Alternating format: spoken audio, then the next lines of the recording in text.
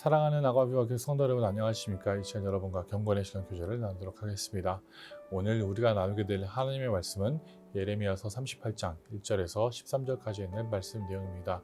오늘 말씀 1절, 2절, 3절의 내용을 보게 된다면 예레미야는 끝까지 하나님의 말씀을 붙잡고 선포하고 있는 모습을 볼 수 있습니다. 그러나 그 말씀을 접한 몇 사람들이, 그 국원들이 4절의 내용을 보게 된다면 이렇게 이야기하고 있죠. 왕에게 찾아가 이렇게 말합니다. 이에 그 국원들이 왕께 아뢰되 이 사람이 백성의 평안을 구하지 아니하고 재난을 구하오니. 하나님의 말씀은 우리가 알다시피 평안을 구하는 것입니다. 그러나 세상 사람들이 보기에는 그 메시지와 그 말씀은 평안이 아니라 재난이었다라는 것이죠. 사랑하는 성도 여러분, 어떻게 이렇게 다를 수 있을까요? 동일한 메시지는 하나님은 그들에게 평안을 주기를 원했지만 그 메시지는 그들에게 접하였을 때 재난처럼 들렸다라는 것입니다. 이어서 예레미야에게 그들은 죽음을 권합니다. 죽음을 권하여서 또한 그뿐만이 아니라 그의 메시지로 인해서 그 백성들이 손이 약해지고 있음을 선포하고 있습니다.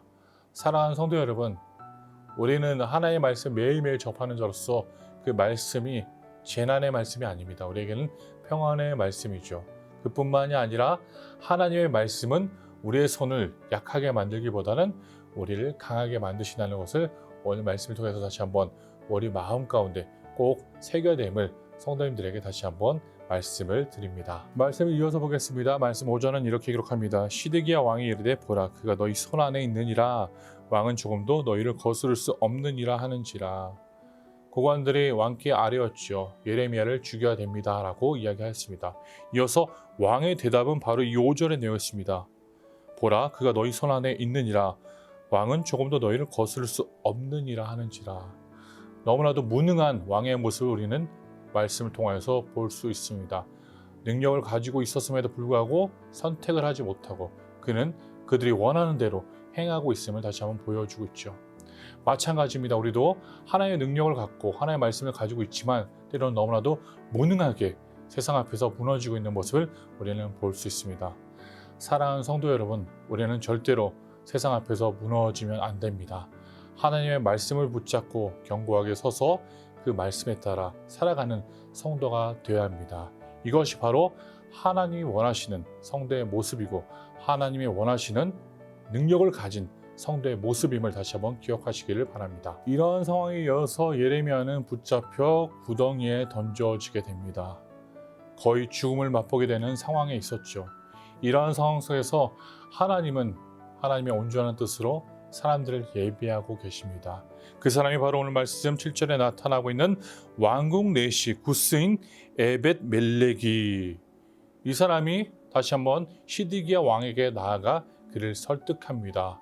예레미야를 그렇게 두시면 안 됩니다.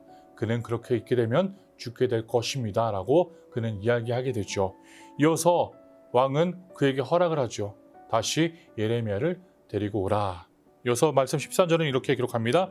그들이 줄로 예레미야를 구덩이에서 끌어낸지라 예레미야가 시위대 뜰에 머무니라. 보십시오. 예레미야는 하나님의 말씀을 선포한 후에 어려움을 당하였고 거의 죽을 뻔하였습니다.